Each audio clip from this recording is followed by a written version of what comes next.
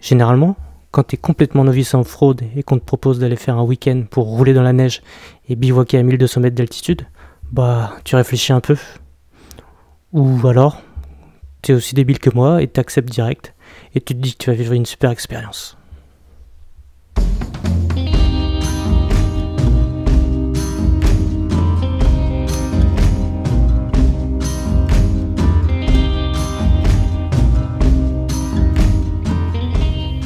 Bon, pour ceux qui connaissent pas, Bordeaux-Pau, bah, y a rien à voir, rien à dire, c'est chiant.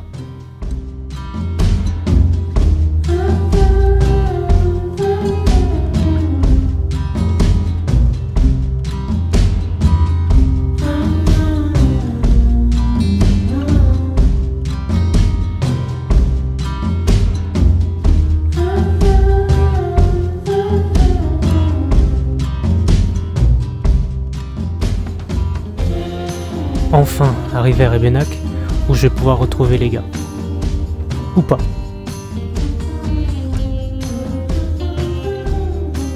Non, c'est bon. Ils étaient partis demander leur chemin au bistrot d'à côté. Allez, c'est parti pour la section 9 du TET.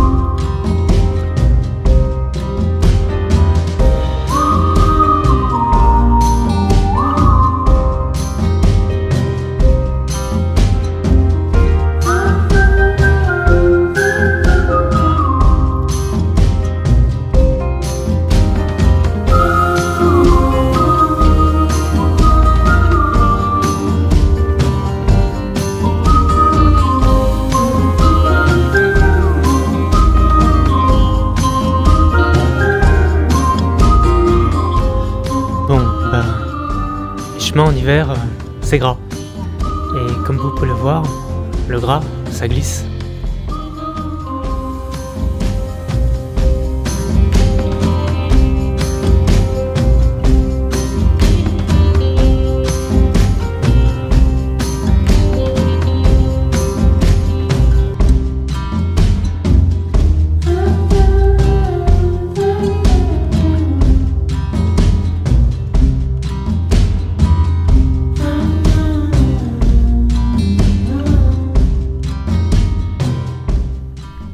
Ça glisse même bien, et je sais que même toi t'as pas compris ce qui m'était arrivé, et bah je te rassure, moi non plus, et pour être vraiment sûr que j'ai vraiment pas compris, on se la refait une deuxième fois.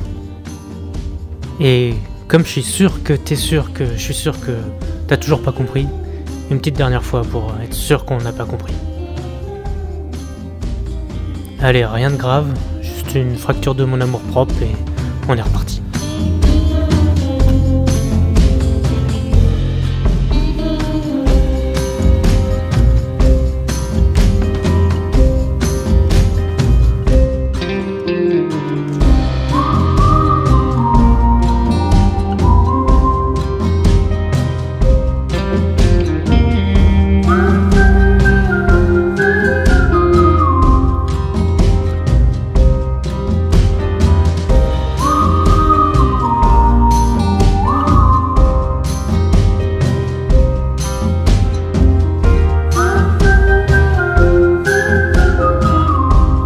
Après la partie facile du matin, une petite pause déjeuner bien sympa, et maintenant on enchaîne sur un peu plus costaud.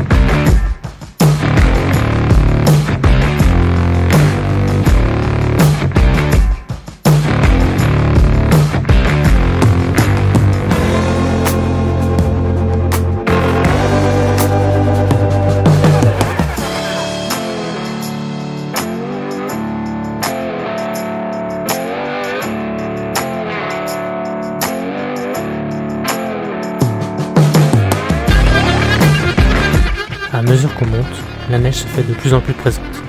Bon, vous me direz, c'est normal, hein. Plus on monte, plus il fait froid, plus il y a de la neige. Et arrivé dans ces parties, ça commence à devenir franchement glissant. Parfois, faut bien s'entraider, sortir les jambes et éviter de s'en prendre une.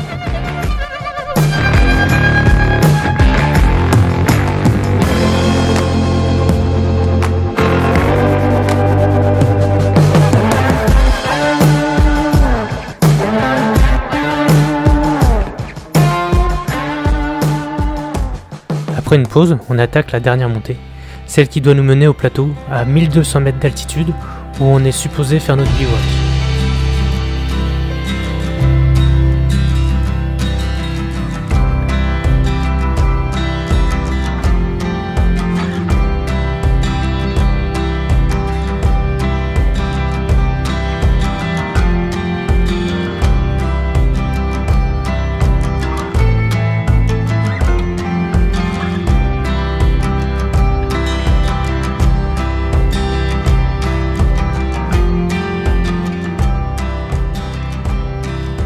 Ouais, non, sérieux, on a dit, la neige, ça compte pas, hein, on est d'accord.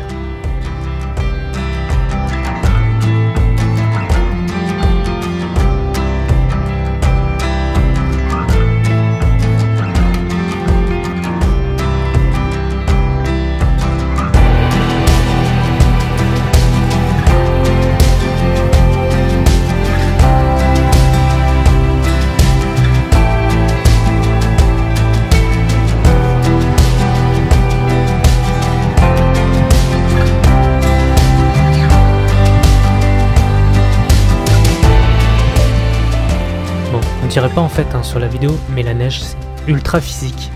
En fait tu fais 300 mètres, il te faut 10 minutes pour t'en remettre, t'es toujours en train de tenir la moto, tu peux pas te mettre debout parce que t'es tout le temps en train de glisser, donc tu dois toujours te rattraper à gauche, à droite.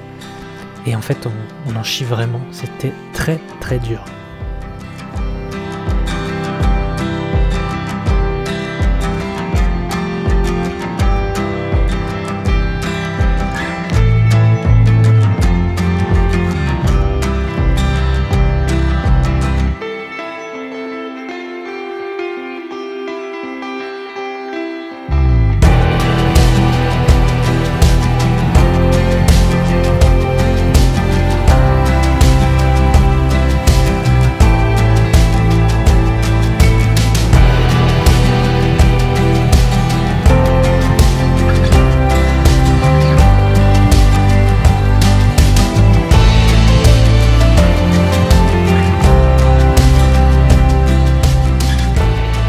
Après en avoir marché pendant 2 heures et alors qu'il restait au moins la même chose à monter, on s'est fait un petit conseil de motard et ça a été assez rapide et unanime. On a décidé de rebrousser chemin et d'aller camper au niveau de la première pause.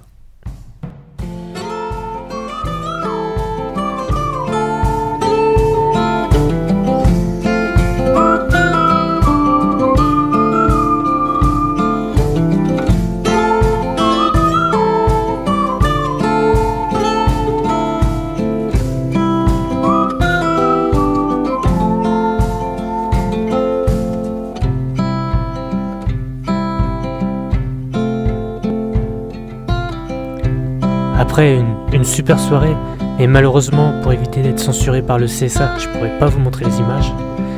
Une nuit un peu fraîche, hein, vous en doutez, -6. On se réveille au petit matin, dans un paysage incroyable.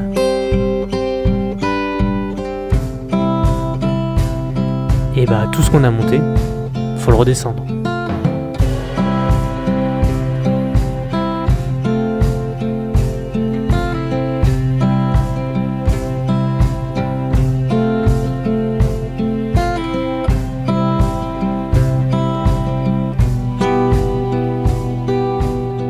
Et la descente, en fait, c'est carrément plus simple que la montée. Tu te laisses aller, tu te laisses guider, tu as toujours un peu de vitesse.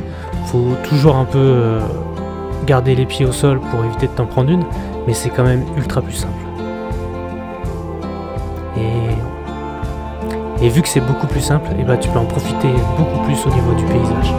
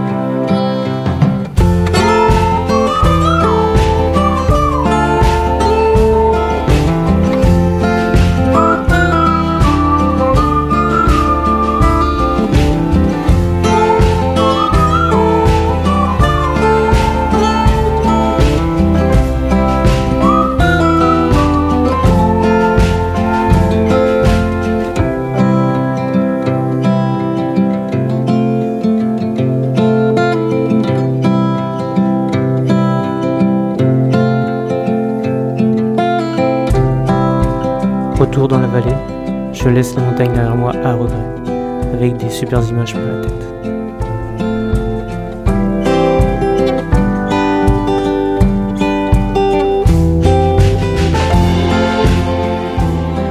Bon, pour ceux qui dormaient au début, je sais pas si vous vous souvenez de ce que je pense de Bordeaux-Pau en moto. Aller comme retour, hein, c'est toujours la même.